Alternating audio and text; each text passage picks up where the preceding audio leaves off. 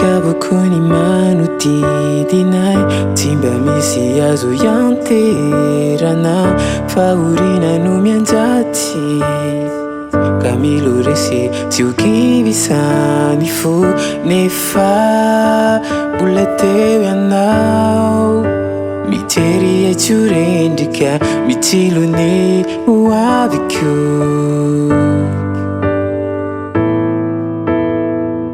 Fandikavako ny manodidinay, tsy mba misy azo ianterana, fahoriana no mianjaty, ka milorese tsy ho kivisany fo, nefa mbola teo ianao, mijery etsorendrika mitsilo ny hoaviko.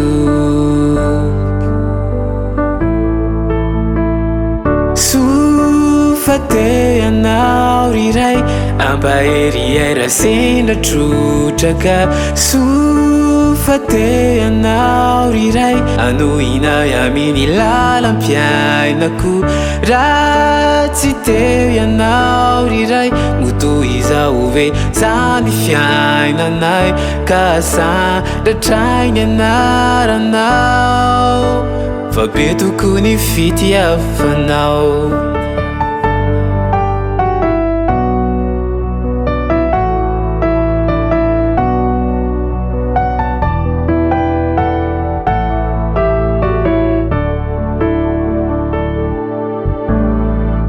Maroko ireo olana, tsy navelanao iady irery aho, notoloranao tanana, noraisinao ho toy ny zanakao, Jesos ianao notokiko, ka tsy mba natahotrao, fa manana anao lay ray azo iankinana.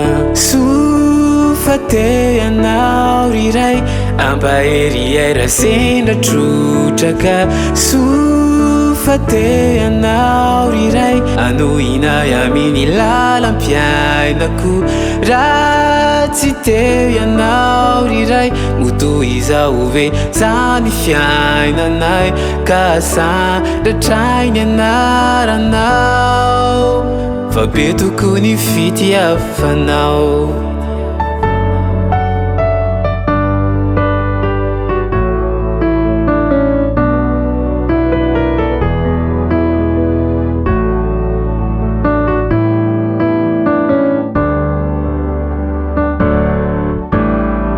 Farajiny sy anao ray, mombola isy aina itebove ao anatiko ao, tsy voavaly nizanisa, fa tena mamy tsy azonay solona, ka saotra no atolotranao ray, fa fitiavana ambony indrindra, tsy takatry ny saina sy ny fo, lay lova tsara tsy mety ritra. Sofa teo Ianao riray, ampaheriera sendra trotraka, sofa teo Ianao riray, anohinay amin'ny lalam-piainako, raha tsy teo Ianao riray, motoy izao ve zany fiainanay, ka sandratrainy anaranao, fa be tokony fitiavanao.